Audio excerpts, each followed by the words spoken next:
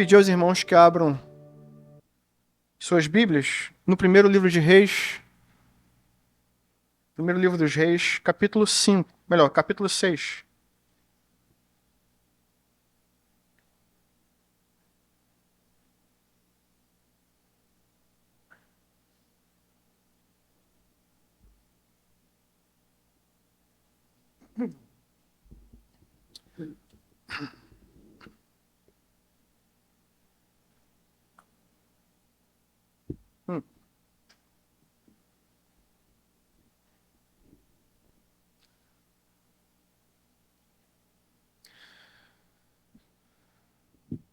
Queria te convidar a orar antes de fazermos a leitura do texto. Pai nosso, que estás no céu, santificado, ó Deus, e exaltado seja o seu nome. Ó Deus, nós estamos aqui mais uma vez adorando ao Senhor, prestando o nosso culto, ó Pai. E mais uma vez, diante de Ti, suplicamos para que o Senhor fale conosco mediante a Tua palavra. Ó Deus, fala com a Tua igreja, Senhor. Fala aos nossos corações, para que possamos ser homens sábios, mulheres sábias, durante a nossa caminhada, durante a nossa peregrinação nessa terra. Assim oramos em nome de Jesus. Amém.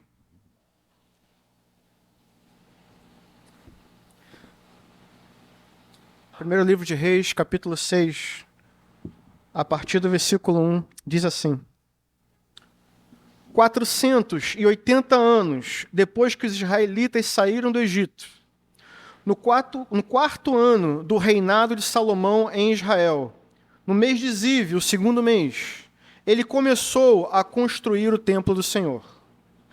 O templo que o rei Salomão construiu para o Senhor media 27 metros de comprimento, 9 metros de largura e 13 metros e meio de altura. O pórtico do santuário tinha a largura do templo, que era de 9 metros, e avançava 4 metros e meio à frente do templo. Ele fez para o templo janelas com grades estreitas. Junto às paredes do átrio principal e do santuário interior, construiu uma estrutura em torno do edifício, na qual havia salas laterais. O andar inferior tinha 2 metros e 25 centímetros de largura. O andar intermediário tinha 2 metros e 70 centímetros. E o terceiro andar tinha 3 metros e 15 centímetros. Ele fez saliências de apoio nas paredes externas do templo, de modo que não houve necessidade de perfurar as paredes. Na construção do templo, só foram usados blocos lavrados nas pedreiras, e não se ouviu no templo nenhum barulho de martelo, nem de talhadeira, nem de qualquer outra ferramenta de ferro durante a sua construção. A entrada para o andar inferior ficava no lado sul do templo. Uma escada conduzia até o andar intermediário, e dali ao terceiro. Assim, ele construiu o templo e o terminou, fazendo-lhe um forro com vigas e tábuas de cedro. E fez as salas laterais ao longo de todo o templo. Cada uma tinha 2 metros e 25 centímetros de altura, e elas estavam ligadas ao templo por vigas de cedro. E a palavra do Senhor veio a Salomão, dizendo: quanto a este templo que você está construindo, se você seguir os meus decretos, executar os meus juízos e obedecer a todos os meus mandamentos, cumprirei por meio de você a promessa que fiz a seu pai Davi. Viverei no meio dos israelitas e não abandonarei Israel, o meu povo. Assim, Salomão concluiu a construção do templo, forrou as paredes do templo por dentro com tábuas de cedro, cobrindo-as desde o chão até o teto, e fez o soalho do templo com tábuas de pinho. Separou 9 metros na parte de trás do templo, fazendo uma divisão com tábuas de cedro, no chão, ao teto, para formar dentro do templo o santuário interno, o lugar santíssimo. O átrio principal, em frente dessa sala, media 18 metros de comprimento. O interior do templo era de cedro, com figuras entalhadas, de frutos e flores abertas. Tudo era de cedro, não se via pedra alguma. Preparou também o santuário interno no templo para ali colocar a arca da aliança do Senhor. O santuário interno tinha 9 metros de comprimento, 9 de largura e 9 de altura. Ele revestiu o interior de ouro puro e também revestiu de ouro o altar de cedro. Salomão cobriu o interior do templo de ouro puro e estendeu correntes de ouro em frente do santuário interno, que também foi revestido de ouro. Assim, revestiu de ouro todo o interior do templo e também o altar que pertencia ao santuário interno. No santuário interno, ele esculpiu 2 querubins de madeira, de oliveira, cada um com 4,5 metros de altura. As asas abertas dos querubins mediam 2,25 metros, 4,5 metros da ponta de uma asa à ponta da outra. Os 2 querubins tinham a mesma medida e a mesma forma. A altura de cada querubim era de 4,5 metros. Ele colocou os querubins com as asas abertas no santuário interno do templo. A asa de um querubim encostava numa parede e a do outro encostava na outra. As suas outras asas encostavam uma no meio do outro, uma no meio do santuário. Ele revestiu os querubins de ouro.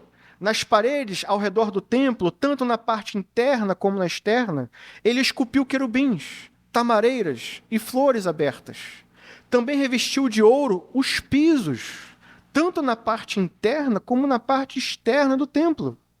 Para a entrada do santuário interno, fez portas de oliveira com batentes de 5 lados. E nas 2 portas de madeira de oliveira, esculpiu querubins, tamareiras e flores abertas, e revestiu os querubins e as tamareiras de ouro batido. Também fez pilares de 4 lados, de madeira de oliveira, para a entrada do templo. Fez também 2 portas de pinho, cada uma com 2 folhas que se articulavam por meio de dobradiças. Entalhou figuras de querubins, de tamareiras e de flores abertas nas portas e as revestiu de ouro batido. E construiu o pátio interno com 3 camadas de pedra lavada e uma de vigas de cedro. O alicerce do templo do Senhor foi lançado no mês de Ziv, no 4º ano. No mês de Bu, o 8º mês, do 11º ano, o templo foi terminado com todos os seus detalhes, de acordo com as suas especificações. Salomão levou 7 anos para construí-lo. Amém, irmãos? Esse é o nosso texto de hoje. Se você achou a leitura longa, lembre-se do tempo que levou para ser construído esse templo. O texto termina dizendo isso. Foram 7 anos de trabalho. 7 anos de trabalho. Bem, semana passada nós meditamos sobre o capítulo 5 do livro de 1 Reis, e nós vimos os preparativos para a construção desse templo. Nós vimos como Deus conduziu Salomão, dando a ele sabedoria, para que desde o início, ainda ali elaborando os projetos, ainda ali nos preparativos, comprando os materiais que seriam usados, desde ali, uma coisa ficou clara: tudo seria feito em honra do nome do Senhor. E até mesmo as negociações foram motivo para que o nome de Deus fosse glorificado. Um rei estrangeiro, vendo como as coisas estavam sendo conduzidas, vendo como Salomão estava conduzindo o reino e o trabalho no reino, esse rei estrangeiro abriu a boca e glorificou o nome do Senhor. Então, desde o início, o projeto todo visava honrar o nome do Senhor. E antes mesmo que a primeira pedra fosse lançada, Deus já estava sendo glorificado. O texto que nós lemos continua contando essa mesma história, mostrando mais uma vez a sabedoria de Salomão no meio de todo esse processo. Mas depois de uma leitura exaustiva, como essa que nós acabamos de ler, provavelmente você deve estar se perguntando o que aquele templo que nem existe mais tem a ver conosco? O que aquele templo tem a ver com a gente, que estamos tantos anos depois dele? Um templo que sequer existe mais. E é por isso que a palavra de Deus diz que toda a Escritura é inspirada por Deus e útil, irmãos. A gente vai ver que, embora hajam muitos detalhes aqui, esse texto é muito útil para a gente, tem muito a nos ensinar. O tema da nossa mensagem hoje é o templo em que Deus habita. O templo em que Deus habita. E ele pode ser dividido, todo esse texto pode ser dividido em 3 grandes partes, né? Não se preocupe que eu não vou ler de novo os versículos, tá? Mas ele pode ser dividido em 3 grandes partes. Primeiro, o autor nos mostra os detalhes externos. Essa é a primeira parte do texto. A parte final do texto, ele mostra os detalhes internos do templo. E no meio, nós temos uma grande interrupção, onde Deus para a obra, de certa forma, para fazer um pronunciamento muito importante, né? Então, como é que começa o nosso texto? Ele começa, irmãos, com uma declaração formal, uma declaração como era feita naquela época, que mostra para a gente algumas coisas muito importantes. Em primeiro lugar, que isso aqui, de fato, aconteceu. De fato, houve um momento na história onde o templo do Senhor finalmente começou a ser construído. E ele diz para a gente quando foi esse tempo. 480 anos depois que o povo saiu do Egito. Então aqui nós temos 2 fatos históricos. O primeiro, a saída do povo do Egito. E 480 anos depois, um segundo fato histórico na história do povo de Israel. O início da construção do templo. Pergunta, irmãos, por que o autor faz essa relação entre esses 2 fatos históricos? O que tem a ver a construção do templo com a saída do Egito? Essa é uma pergunta que a gente precisa se fazer. Por que ele relaciona as 2 datas? E aí, irmãos, a primeira coisa que a gente precisa perceber aqui é que estamos diante de um marco histórico que aponta, em primeiro lugar, para a fidelidade de Deus.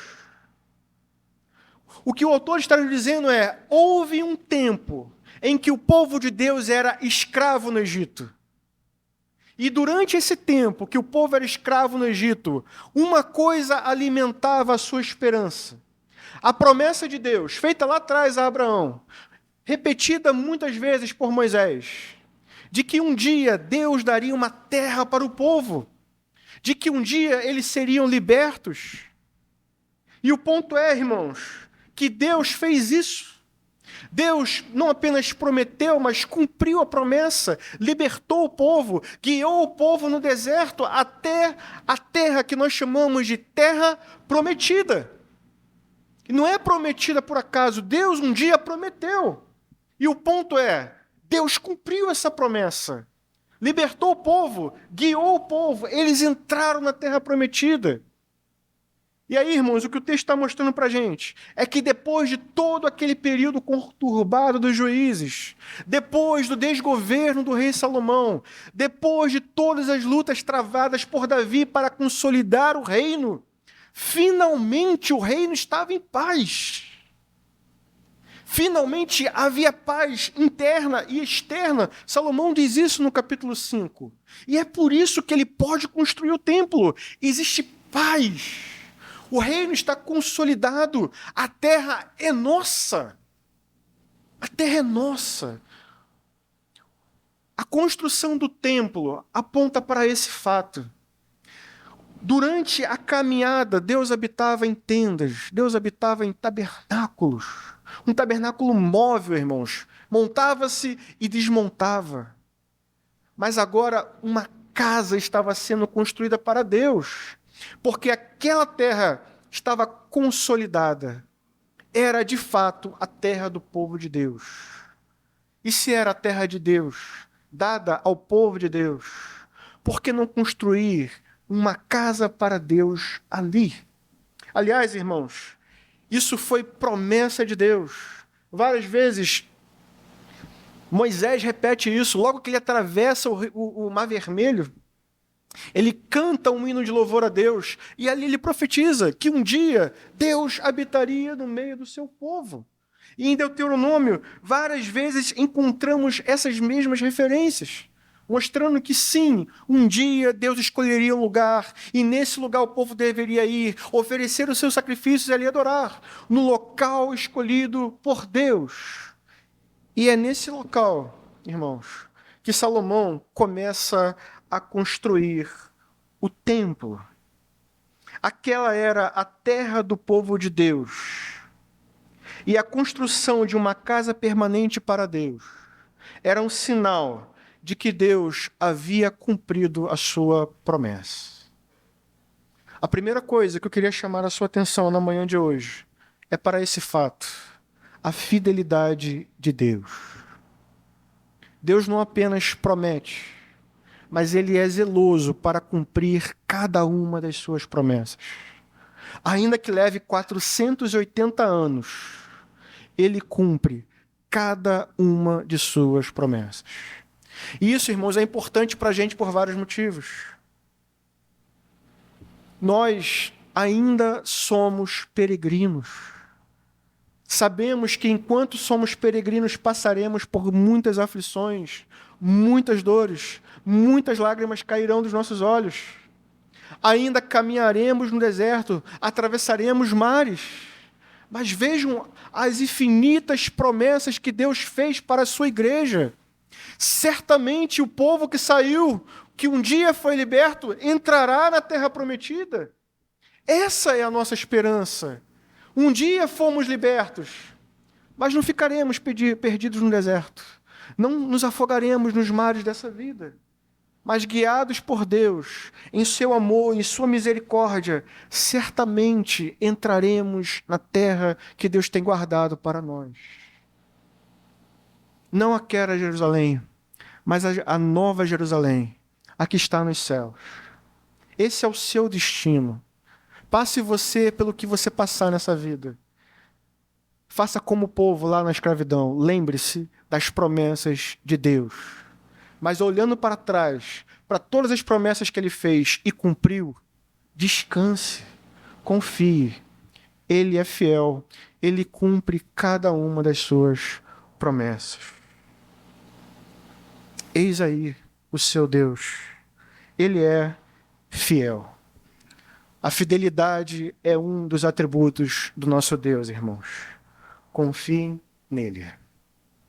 Em todo tempo, confiem nele. Essa é a primeira coisa que eu queria destacar nessa manhã. Deus cumpriu a sua promessa. Certamente cumprirá todas as outras. Mas o nosso texto avança, mostrando então, como eu disse, os aspectos externos do templo. E aí, irmãos, eu não vou ler tudo, né, novamente. Mas eu queria começar destacando um detalhe aqui que a gente precisa chamar a atenção. Embora a nossa versão, né, a NVI, tenha em vários versículos aqui usado a palavra templo, a palavra no original não é exatamente com essa conotação religiosa. A palavra que Deus usa, melhor, sim, né, o autor inspirado por Deus usou, é casa. Simplesmente isso. Casa. Não tem uma conotação tão religiosa quanto santuário ou quanto templo. Mas ele usa uma palavra do nosso dia a dia. Casa. E qual é o sentido aqui, irmãos? O sentido é muito simples. É mostrar que ali seria a habitação de Deus. O local onde Deus moraria no meio do seu povo. E nós já vimos e veremos ainda lá no capítulo 9 que Deus aprova essa construção. Ele aprova, de forma que sabemos que sim, Deus habitava naquele templo. Agora vejam, qual é o sentido então de todas essas descrições? O objetivo, irmãos, do autor aqui não era fornecer os detalhes, né, de uma construção para que um dia nós pudéssemos reconstruir o templo. Não é esse o objetivo. Por mais detalhes que tenhamos aqui, temos muitos detalhes, o objetivo aqui, irmãos, não é fornecer detalhes suficientes. E não temos detalhes suficientes para reconstruir o templo como ele foi reconstruído. Não temos. Então, qual é o objetivo aqui, irmãos? O objetivo aqui é contemplação. É olhar para o templo e enxergar a glória, a majestade do templo que Salomão construiu. Mas não apenas isso. Olhar para o templo e enxergar aquele que mora dentro do templo. Porque essa é uma das formas da gente conhecer os donos de uma casa. É ou não é? Pelo cuidado que se tem. Ainda que seja uma casa simples, uma casa humilde, dá para saber como são zelosos os moradores daquela casa, como são cuidadosos, o que eles querem mostrar, né? A forma como se expõem os quadros, a família. Tudo isso começa a ser percebido quando você entra dentro de uma casa. Quem mora na casa deixa claro aquilo que é importante para eles. Seus bichos, suas plantas, as fotos de família, os eventos importantes, tudo isso está dado ali. Então, quando a gente lê esse texto, irmãos, por trás de toda essa beleza, a gente tem que contemplar o Deus que habita nessa casa. É para isso que o nosso texto aponta. Então, em primeiro lugar, está manifesta na construção dessa casa para Deus a fidelidade de Deus. Mas vejam os outros atributos de Deus que são expostos aqui. O texto fala, irmãos, lá no versículo 7, que a casa de Deus foi construída de tal forma que não foi necessário sequer um martelo no canteiro de obras. Vocês conseguem imaginar isso? Uma igreja sendo construída sem barulho, sem martelos sendo batidos. Salomão, quando projetou esse templo, irmãos, ele fez referência à criatividade, ao poder e à majestade de Deus em criar todas as coisas. Nenhum barulho se ouviu. Nenhum barulho se ouviu. Tudo se encaixa perfeitamente na criação de Deus. Cada planeta no seu devido lugar. Cada estrela no seu devido lugar. A criação, cada uma no seu devido lugar. De forma que tudo funciona de forma perfeita. E assim foi o templo. As pedras foram cortadas em um determinado lugar, sob medida, de forma que tudo se encaixou. Tudo se encaixou. Cada bloco de pedra se encaixou. Não se ouviu barulho. É isso que diz o versículo 7. Leia comigo. Olha eu quebrando aqui a promessa. Versículo 7.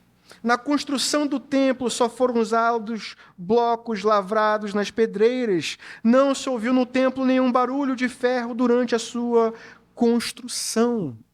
Isso aponta para a excelência de Deus, irmãos. Para a excelência de Deus. Mas teve um teólogo que ele fez uma observação brilhante aqui. Philip Ryken. Ele vai dizer que temos diante de nós um exemplo claro de uma silenciosa reverência. Silenciosa reverência. É assim que a obra de Deus foi feita, com silenciosa reverência. E antes de avançar, a gente precisa pensar nisso. Porque, irmãos, eu consigo entender o barulho de um martelo batendo no canteiro de obras. Mas nem isso havia. Agora pensem em vocês, nas portas abrindo e fechando durante o culto. Nos celulares tocando durante o culto. Nas conversas paralelas durante o culto. Se nem um martelo no canteiro de obras se ouviu, imaginem essas coisas que eu mencionei e muitas outras. Reverência. Na construção. Imagine então na adoração. Isso tem muito a nos ensinar.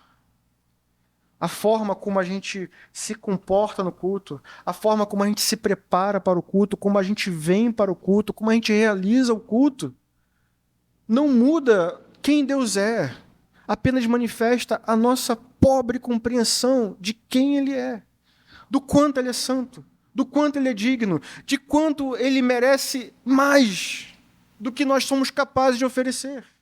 Perfeição total e plena, porque assim Ele é, plenamente perfeito, plenamente santo. Que o Senhor nos ajude, irmãos, e que nós venhamos preparados para ofertar a Ele o melhor culto que nós podemos ofertar.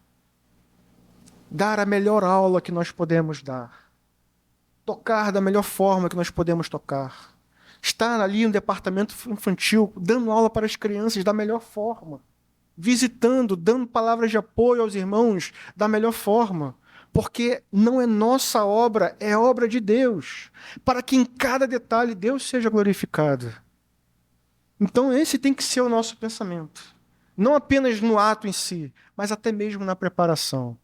Que em tudo, irmãos, em nossa vida, em nossa adoração, haja excelência para Deus. Amém?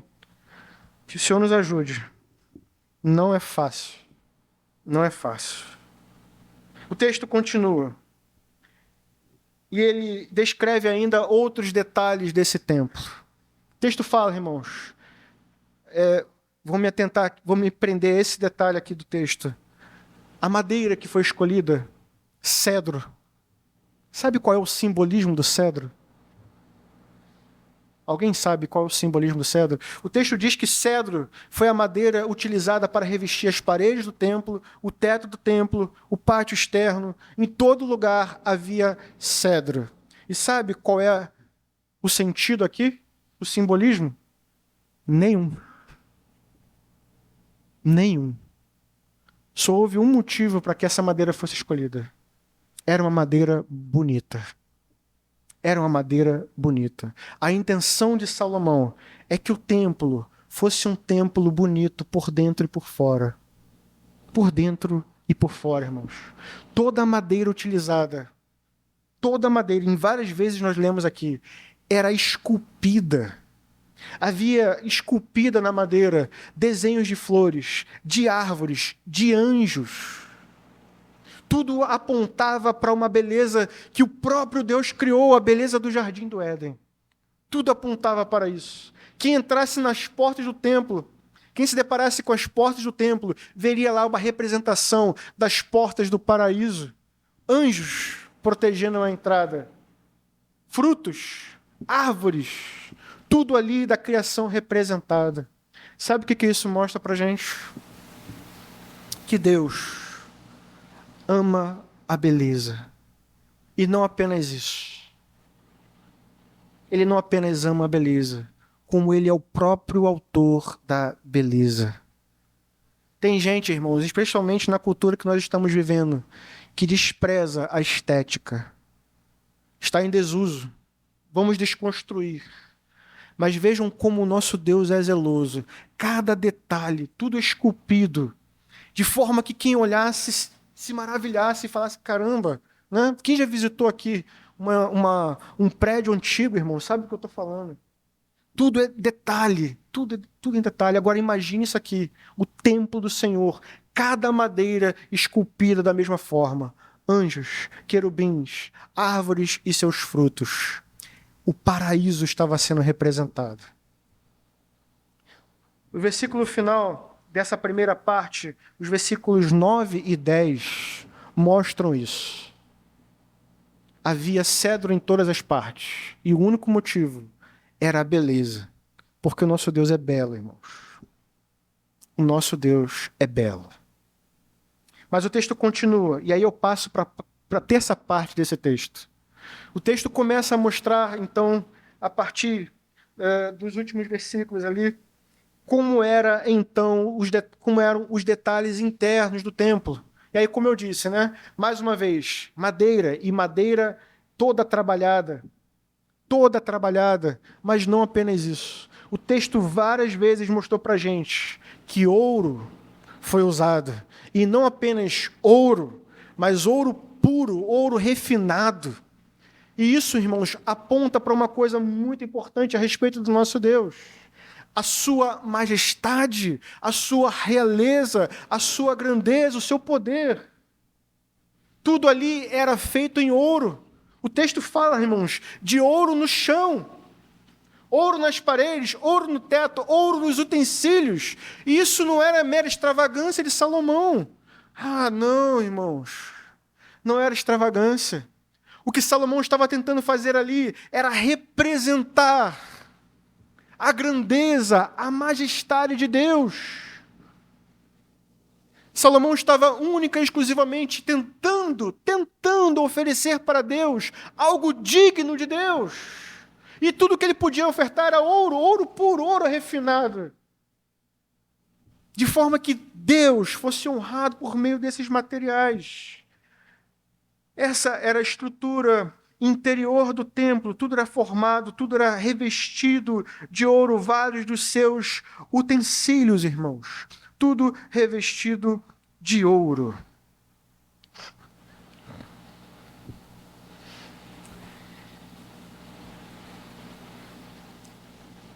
E aí Philip Hayek vai dizer mais uma vez, na verdade, o ouro do templo sussurrava boatos de um paraíso eterno, onde até mesmo as ruas são feitas de ouro.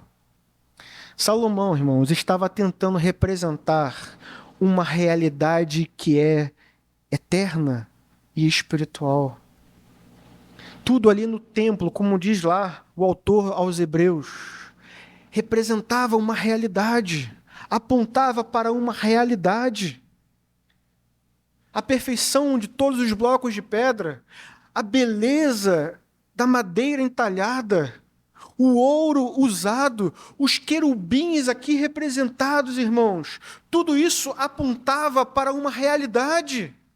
Conhecemos o texto de Isaías, onde os anjos estão voando sobre o trono de Deus, estão cantando e dizendo: Santo, Santo, Santo é o Senhor. Santo, Santo, Santo é o Senhor. O profeta Abacuque vai dizer: o Senhor está no templo, cale-se diante dele toda a terra. E aí a gente vê o templo sendo construído em perfeito silêncio. Tudo está sendo intencionalmente reproduzido, irmãos, para mostrar para qualquer um que tenta entrar ali. Ali não é um lugar qualquer. Ali é a casa de Deus. Um Deus glorioso, majestoso, santo, digno de adoração, de toda adoração. Mas vejam a excelência de cada um desses elementos. Os querubins, irmãos, tocavam de uma ponta à outra, e eles também eram revestidos de ouro. E a ideia é essa. Vejam o local da habitação de Deus. Se o local é assim, como deve ser esse Deus? Belo, poderoso, majestoso, santo. Eis aí o seu Deus. Eis aí o seu Deus. O trono de Deus, irmãos, está entre os querubins. Os anjos estão cantando, louvando a grandeza e a majestade do seu Deus. Como devemos então agir diante de um Deus tão majestoso, poderoso, glorioso? Salomão, irmãos, tudo que nós lemos aqui nesses versículos mostra Salomão tentando se aproximar, tentando construir um local digno, um local que estivesse à altura de Deus. Até mesmo as portas, irmãos, eram adornadas.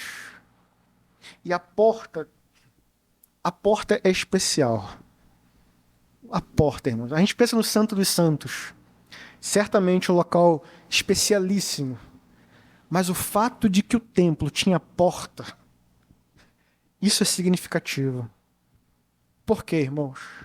Porque o fato de ter uma porta aponta para duas coisas. Em primeiro lugar, a porta impede qualquer um de entrar. Mas, em segundo lugar, o fato de ter uma porta diz que é possível entrar. Embora toda essa excelência estivesse sendo construída para representar a excelência de Deus, vejam que havia uma porta. Uma porta que mostra que existe um caminho a ser percorrido, um caminho que permite acesso à presença gloriosa de Deus. Deus não fez uma casa inacessível. Ela é acessível por meio da porta. Agora vejam, a porta também é adornada. Existem os frutos, existem as árvores que remetem ao jardim, mas existem também os anjos protegendo a entrada para a casa de Deus. E aí, a gente entra então na parte final do nosso texto. Porque, embora Salomão estivesse sendo criterioso e cuidadoso com todos esses detalhes externos e internos do templo, Deus vai chamar a atenção para algo que é central. E não é tanto o templo, mas é o coração do rei. Me acompanha, mais uma vez. Versículo 11.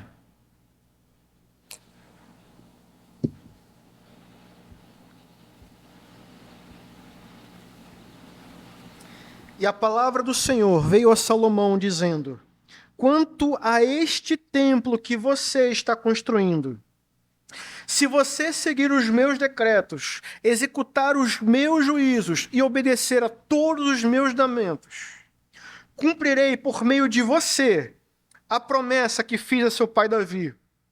Viverei no meio dos israelitas e não abandonarei Israel, o meu povo. Se você seguir os meus decretos, executar os meus juízos e obedecer os meus mandamentos, seu reino será eterno. Eu habitarei no meio do povo e não desampararei o meu povo. Salomão estava, irmãos, preocupado com todos esses detalhes. E, de repente, Deus interrompe a obra para fazer um pronunciamento. Um pronunciamento importante. Ele não olha tanto para os detalhes do templo, mas olha diretamente para o rei e apresenta, então, o seu decreto. Deus faz 3 promessas condicionais. 3 promessas condicionais. O reino seria bem-sucedido. Ele habitaria no meio do povo. Ele não abandonaria o povo. Se os mandamentos, os decretos fossem obedecidos. Veja que o destino da nação está sendo traçado mediante a obediência. Isso que era central. Obedecer a Deus, mais do que os detalhes que foram feitos, muito belos, muito bonitos, representando, sim, a grandeza, a majestade, o poder, a santidade de Deus. Mas Deus não está tão interessado no templo, quanto está interessado na obediência a Ele. E é aqui que está a centralidade do nosso texto. Centralidade mesmo, está no meio dessas 2 partes. Entre os aspectos internos e externos está o coração do nosso texto. Se você obedecer. Se você obedecer. E aí eu queria chamar a sua atenção para esse fato extraordinário e assustador. Porque o destino da nação dependia desse detalhe. A obediência.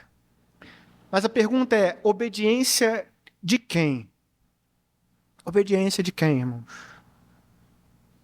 Não do povo, mas daquele que era o representante do povo. Deus fala diretamente com Salomão e diz: se tu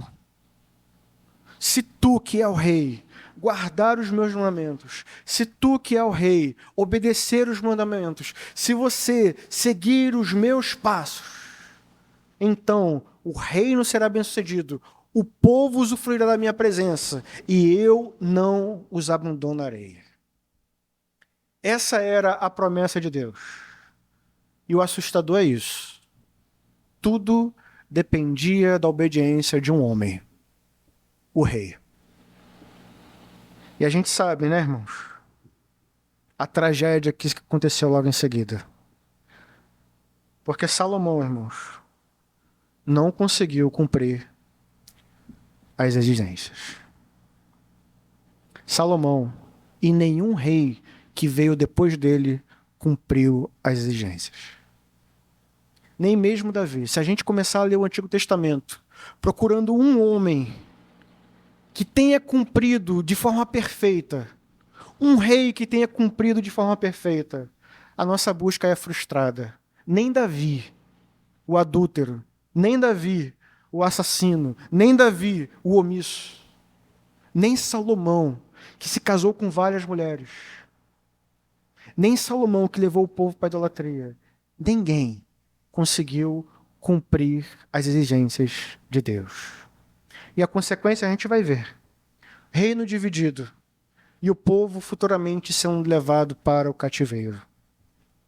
Porque, irmãos, aquele rei não conseguiu cumprir. E aí, caminhando para o final, eu chego então na nossa conclusão. Porque o texto, irmãos, ele trabalha dessas duas formas. Em primeiro lugar, ele aponta para a grandeza de Deus.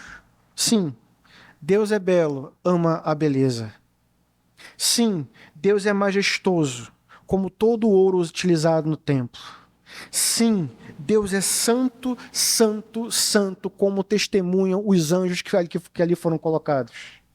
Sim, Deus é maior do que toda a representação que havia naquele templo. Então, por um lado, vemos toda essa grandeza. Mas, por outro lado, o texto aponta para toda a pobreza e miséria que existe em nós. Porque se Deus é tudo isso, quando a gente olha para a gente, não é isso que a gente encontra. Há uma feiura do pecado, há uma imperfeição causada pelo pecado, há incapacidade de cumprir todas essas exigências que Deus coloca diante de nós. Vejam a nossa falta de poder, a nossa falta de capacidade de fazer o que Deus exige de nós. E a pergunta, irmãos, é essa. Sim, irmãos, Salomão falhou. Mas qual de nós é capaz? Qual de nós é capaz de entrar no Santo dos Santos de maneira digna? Quem de nós é capaz de entrar na presença de Deus e não ser fulminado? Esse Deus tão grande e tão majestoso. Quem de nós é capaz, tem dignidade de abrir as portas do paraíso e entrar?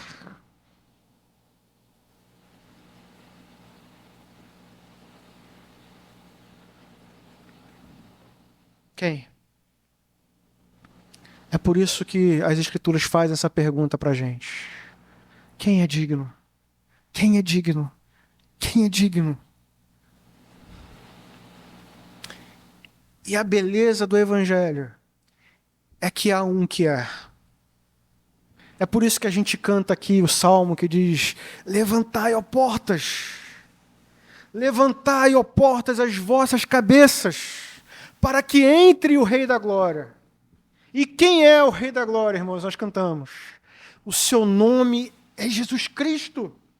Porque ele mesmo disse: há alguém aqui que é maior do que Salomão, alguém mais sábio, alguém mais perfeito, alguém mais justo, alguém que é digno de fazer o que Salomão não foi digno de fazer, alguém que pode sim abrir o selo dos livros, alguém que pode sim escancarar as portas do paraíso para nós.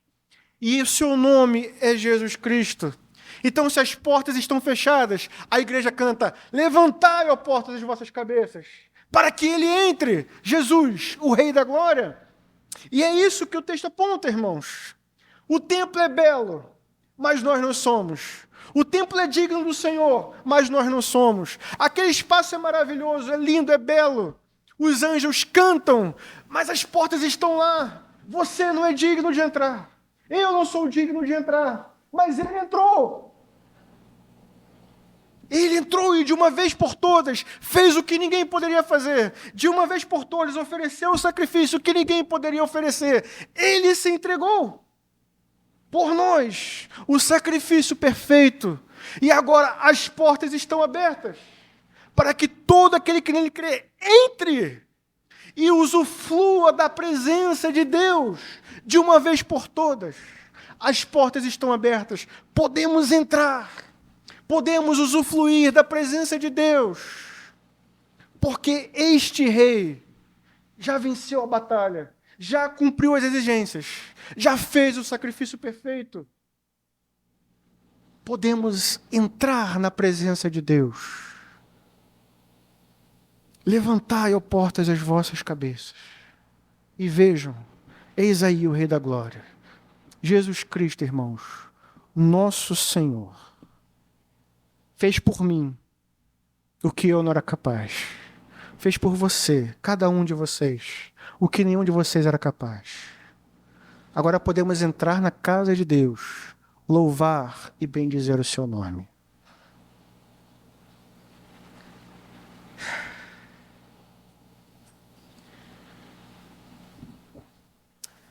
Várias promessas nós temos.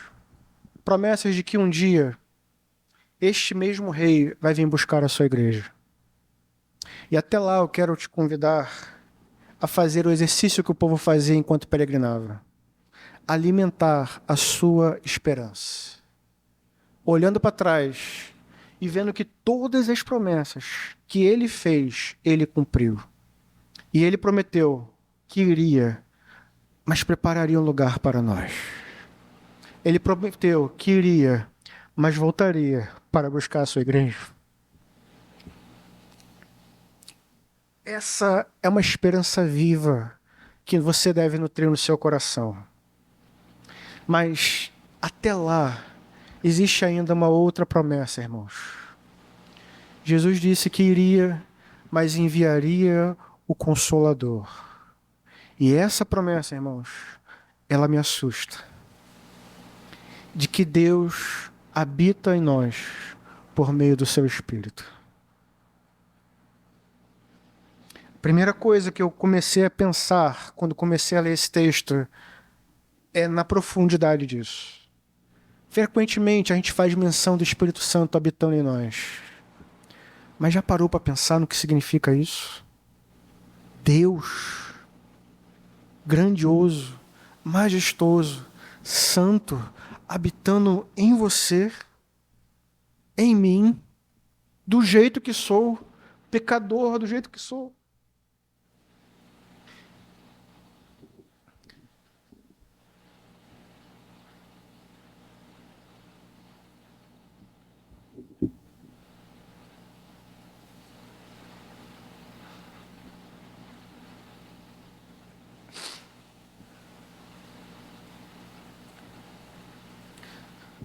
Pergunte-se por um momento, como pode um Deus santo habitar em mim?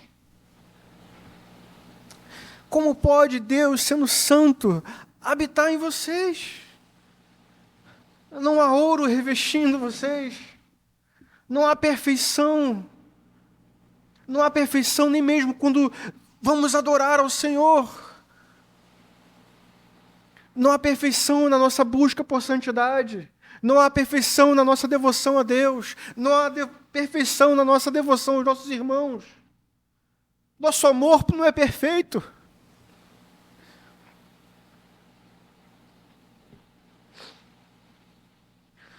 Nossa piedade não é perfeita.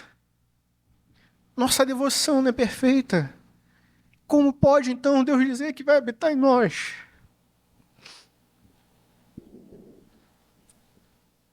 Como pode Deus dizer que não habitaria apenas no nosso meio, mas dentro de cada um de vocês?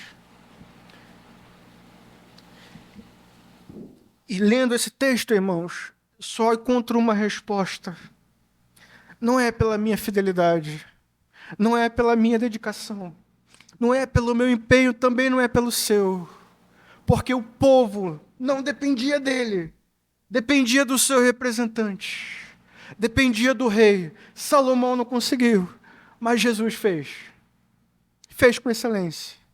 É porque o nosso representante conseguiu que Deus habita em nós. É porque ele foi perfeito em cumprir cada uma das leis, cada uma das exigências, o sacrifício perfeito. É por causa desse representante perfeito que você tem, que Deus pode habitar em você, apesar de você, apesar de nós. Essa é a única resposta. Não é a nossa fidelidade, mas a fidelidade do nosso Rei. Esse é o Rei da Glória, Jesus.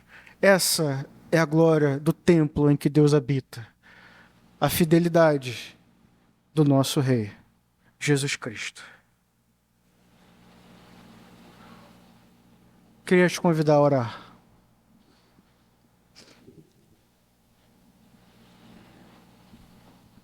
E antes disso, eu ler com você uma das frases de Philip Hayek, comentando esse texto. Ele diz: essa é a promessa de Jesus Cristo para a pessoa que o ama e acredita na palavra do seu evangelho. O Pai, o Filho e o Espírito Santo virão e farão da vida da pessoa a sua casa. Eles virão com perdão para todos os pecados, com ajuda para todos os problemas, com consolo em todas as tristezas. Eles virão com a força e a graça necessária para a realização de tudo o que você é chamado para fazer na vida. Eles virão e garantirão a alegria eterna do reino de Deus. Você abrirá a porta e acolherá Deus em sua vida. Ele está pronto e disposto a viver com você. Jesus diz: se alguém ouvir a minha voz e abrir a porta, entrarei em sua casa. Serei com ele e ele comigo. Pai, louvado, ó Deus, e bendito seja o teu nome.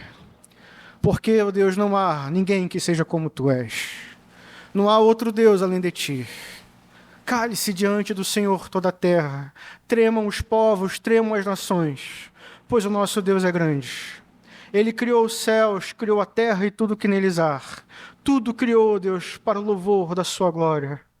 Ó Deus, estamos aqui na nossa imperfeição, na nossa condição ainda, ó Deus, de homens carentes do Senhor. Carentes, ó Deus, da sua graça e da sua misericórdia. Mas, ó Deus, suplicamos pela sua bondade, pela sua misericórdia, pela sua graça. Recebe, ó Deus, o nosso louvor. Recebe, ó Deus, a nossa adoração. Recebe o culto que prestamos dia após dia, Senhor, com as nossas vidas. Que o nosso culto, ó Deus, seja um culto racional, prestado em todo o tempo ao Senhor, com inteireza de coração. Mas Deus, ainda assim, Senhor, nosso melhor culto não será a altura. Não será a altura. Mas o Senhor é tão bom, Senhor Deus, que ainda assim o Senhor olha para nós, pecadores, e recebe o nosso culto. Recebe a nossa adoração. Não apenas caminha à nossa frente, mas em nós, dentro de nós, apesar do ser tão fraco que somos. Senhor, nos rendemos diante de Ti em completa adoração. E rogamos ao Senhor que essa bondade, que essa misericórdia, que esse amor leal, nunca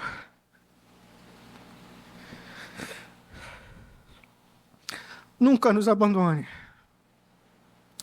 Mas aonde quer que vamos, ó Deus, que o Senhor vá à frente.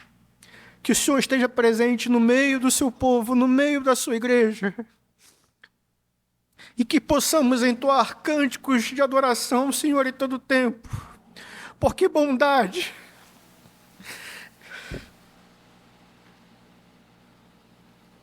e misericórdia certamente nos acompanharão. Porque o Senhor é o nosso pastor, o nosso Rei, o nosso Redentor. E louvamos o seu nome desde já, Senhor, e para todo sempre. Amém.